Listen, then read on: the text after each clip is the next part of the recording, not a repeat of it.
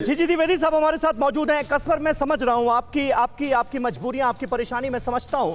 और जी द्विवेदी साहब इस वक्त हमारे साथ मौजूद हैं। द्विवेदी साहब, ये चीन और पाकिस्तान मिलकर जो साजिशें हिंदुस्तान के खिलाफ रच रहे हैं, उधर आप देखिए एलएसी पर तनाव लगातार बढ़ाता हुआ नजर आ रहा है, खत्म करने के लिए तैयार नहीं है चीन। दूसरी तरफ एलओसी पर घुसपैठ का सिलसिला बढ़ाने की फिराक में पाकिस्तान नजर आता है और देश के बड़े बड़े शहरों को, हिंदुस्तान के बड़े बड़े शहरों को फेस्टिव सीजन से पहले या फेस्टिव सीजन के दौरान टारगेट किया जा सके।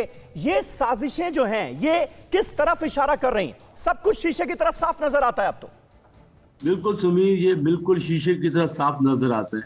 हम दो फ्रंट वॉर की बात कर रहे हैं तो ये बिल्कुल दो फ्रंट लड़ाई जो है वो चल रही है। पाकिस्तान जो है वो प्रॉक्सी वॉर चला रहा है और चीन जो है वो लाइन ऑफ एक्चुअल कंट्रोल पर तनाव बढ़ा के वो आक्रमण कर रहा है। तो ये बिल्कुल जो है ये टू फ्रंट वॉर है और ये दो तरीकों से चल रही है। अभी पहले पाकिस्तान का देखो कि पाकिस्तान ने जैसे ही तालिबान की हुकूमत आई है अफगानिस्तान के अंदर, तो पाकिस्तान का मनोबल बहुत बड़ा है, आतंकियों का मनोबल बहुत बड़ा है।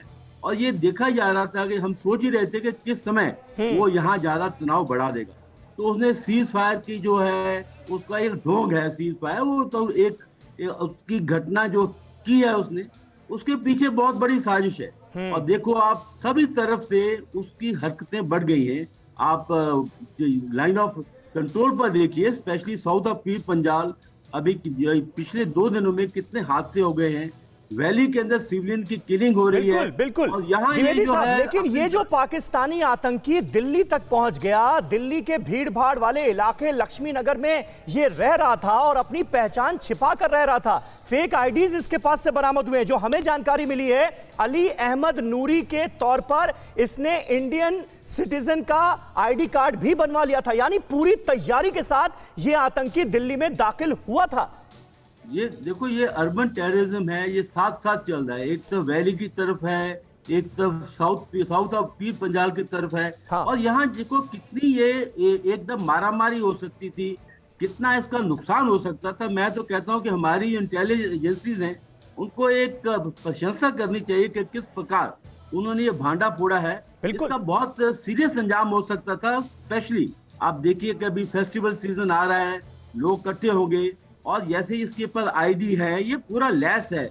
और आप ये देखिए कि ये पूरा एक नेटवर्क काम कर रहा है। आईएसए का ये ट्रेंड है और इसके काफी स्लीपिंग सेल होंगे भारत के अंदर भी। तो मैं ये सोचता हूँ कि ये जो अंजाम दे सकते हैं ऐसी घटनाओं में, जिसका बहुत ही हानि हो सकती है। हाँ। और हमारे जो कैपिटल सिटी है, जब ऐसी हरकत एक देश की राजधानी में होती है तो इसकी पूरी दुनिया में एक इसकी जहर फैलता है और एक छवि खराब होती है अपने देश की। तो मैं ये समझता हूँ कि ये जो सफलता मिली है ये बहुत अच्छी सफलता मिली है और उसके आगे हमें जाना पड़ेगा, क्योंकि ये तो एक ही आदमी पकड़ा गया है, इसके पीछे बहुत से और लोग होंगे और ये बहुत अच्छे समय पर पकड़ लिया है। और बिल्कुल सही बात है, बिल्कुल सही बात है। और दिल्ली पुलिस की स्पेशल सेल की निश्चित तौर पर तारीफ करनी पड़ेगी। एक बड़ी साजिश को नाकामयाब किया गया है, लेकिन यह पता करने की कोशिश भी की जाएगी कि यह आतंकी दिल्ली तक पहुंच कैसे गया। टेरर नेटवर्क को लेकर एनआईए का बड़ा एक्शन भी इस वक्त हुआ है, उसके बारे में आपको जानकारी दें। लेकिन मुझे स्क्रीन पर अब अखिल पराशर नजर आ रहे हैं, जो कि चीन से इस वक्त डायरेक्टली हमारे साथ जुड़े हुए हैं। अखिल, थोड़ी देर पहले, आपके आने से ठीक पहले, मैं और द्विवेदी जी यही बात कर रहे थे कि किस तरह से आप देखिए एलएसी पर चीन जो है वो गतिरोध खत्म करने के लिए तैयार नहीं है।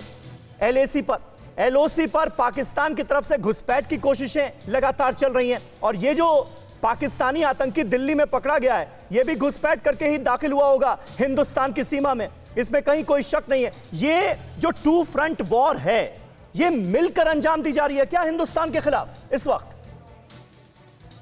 देखिए, इसका कोई पुख्ता सबूत तो नहीं है, लेकिन जिस तरह से जो हालात हम देख रहे हैं, जो इस समय जो स्थिति हम देख रहे हैं, तो लग तो ऐसा ही रहा है कि कुछ ना कुछ साझेदारी है, गठजोड़ है कि आप वहां से कुछ कीजिए, हम यहाँ से कुछ करते हैं। तो ये कहीं ना भी कह सकते हैं, लेकिन अभी सबूत नहीं है, पुख्ता नहीं है अभी कुछ। लेकिन कहा जा सकता है ऐसा कुछ कि, क्योंकि देखिए जो माहौल जिस तरह से दिखाई दे रहा है कि एलएसी पर चीनी सेना जो है वो पीछे हटने को तैयार नहीं हो रही और LOC पे जो है वो पाकिस्तान कुछ ना कुछ अपने जो नापाक मंसूबे है वो उनको अंजाम देने की कोशिश कर रहे हैं। जिस तरह से अभी आपने बताया दिखाया कि दिल्ली में एक आतंकवादी पकड़ा गया, जी हाँ, उसकी कार है, वो जो नागरिक है वो पाकिस्तान का, तो इसी से अंदाजा लगा सकते हैं कि भैया आप वहां से कुछ कीजिए, हम यहाँ से कुछ करते हैं और भारत को जो है वो कमजोर किया जाए। और अब मैं एक चीज बताना चाहूंगा कि इंडियन मीडिया में काफी वो वायरल भी हुई वो बात, और कहा यह जा रहा था कि चाइना ने अपने एक टाइमलाइन बनाया है कि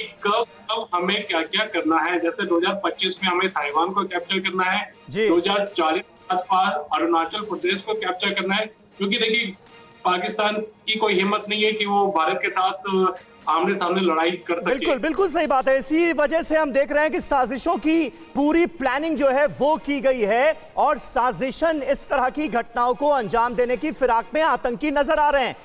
अड़ी सोमवार से शुक्रवार शाम 6 बजे सिर्फ TV9 भारतवर्ष पर।